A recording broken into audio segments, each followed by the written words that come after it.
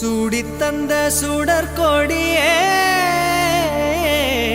சோகத்தை நிறுத்தி விடு.